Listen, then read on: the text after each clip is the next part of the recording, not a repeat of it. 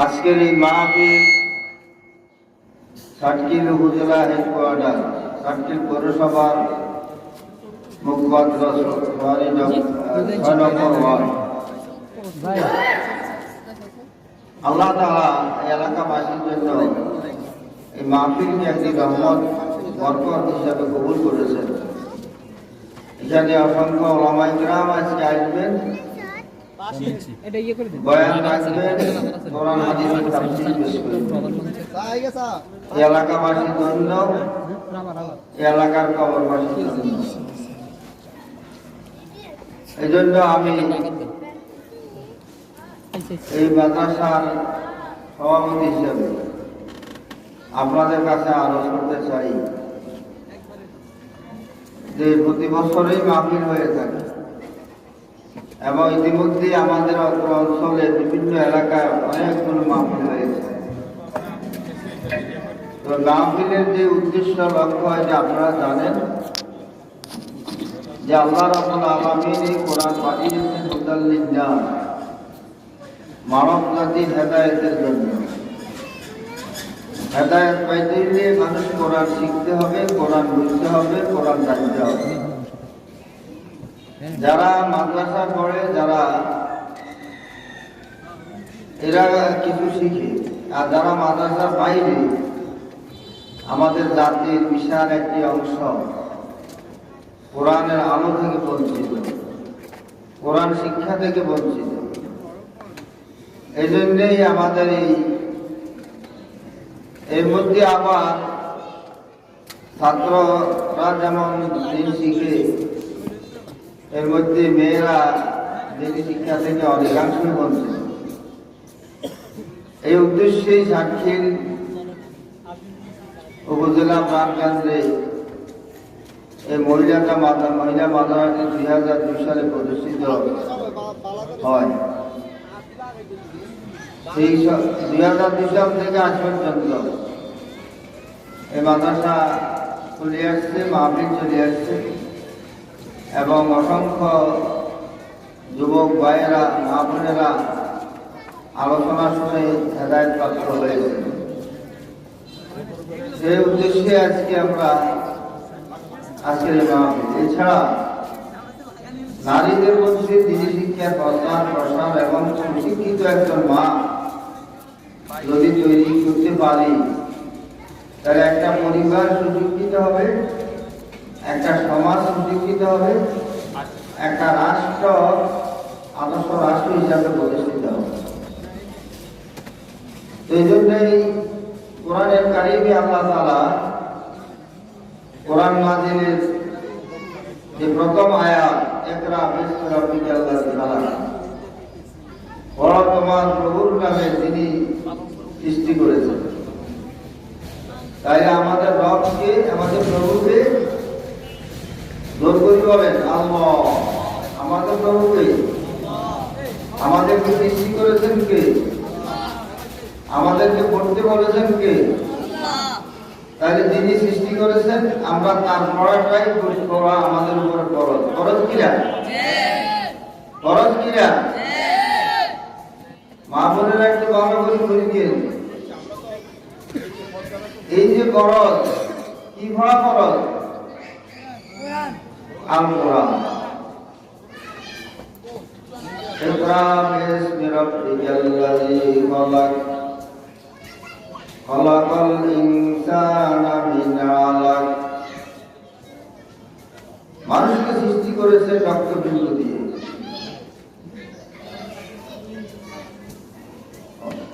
আল্লাহ তাআলা এই সৃষ্টি করার পরে কোরআনের অন্য আয়াতে নাযিল করেছেন। যে কোরআন কেন নাযিল করেছে? আল্লাহ বলেন লিতুখরিজান জান্নাতা মিনাল যুলুমাতি ইলান নূর। মানুষকে অন্ধকারের মধ্যে নিবন্ধিত, মানুষগুলো পথভ্রষ্ট। আল্লাহ এবং নবী রাসূলের সদস্যদের পথ থেকে মানুষ দূরে সরে গিয়েছে। ইসলামটাই হচ্ছে একমাত্র আলো, আর ইসলাম নূর। অল্পগুলো জুলুমান। ইসলাম ছাড়া যা কিছু আছে সব হলো অন্ধকার।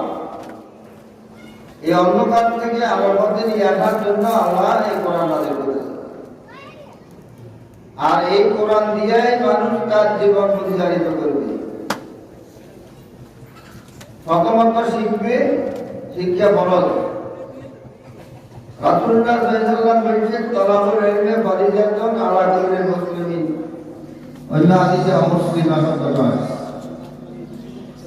প্রত্যেক নারী পুরুষ সকলের উপরে দিনের শিক্ষা করা, কোরআন শিক্ষা করা, এর শরীয়তের জ্ঞান শিক্ষা করা ফরজ, নফল নয়। নামাজ যেমন ফরজ, এর শিক্ষা করা ফরজ। যে সমস্ত মানুষ কোরআন এবং সুন্নাহ শিখতে পারে নাই, মাদ্রাসা পড়ার সুযোগ হয় নাই, তাদের জন্য এইভাবে মসজিদ, মাদ্রাসায়, মাহফিল, ইসলামী জলসার মাধ্যমে দ্বীনি জ্ঞান ওলামায়ে কেরাম বিতরণ করে থাকেন। তারই অংশ হিসেবে আজকের এই মাহফিল। দুনিয়াতে আল্লাহ তাআলা একবার বলেছেন, ইকরা বিসমি রাব্বিকাল লাযী খালাক। যে মহান সৃষ্টিকর্তা তোমাকে সৃষ্টি করেছেন তার নামেই পড়ো। আর তার নামটাই যেমন বিসমিল্লাহির রহমানির রহিম, কোরআনের একটা আয়াত। আল্লাহ যে কোরআন দিয়েছে, যে কোরআন হায়াতের জিন্দেগিতে আমাদেরকে বুঝতে হবে, বুঝতে হবে এবং তদনুযায়ী জীবনযাপন করতে হবে। একজন মানুষের জীবনে ৬টা দিক রয়েছে: ব্যক্তিগত জীবন, পারিবারিক জীবন, অর্থনৈতিক জীবন, রাষ্ট্রীয় জীবন, আন্তর্জাতিক জীবন, সামাজিক জীবন।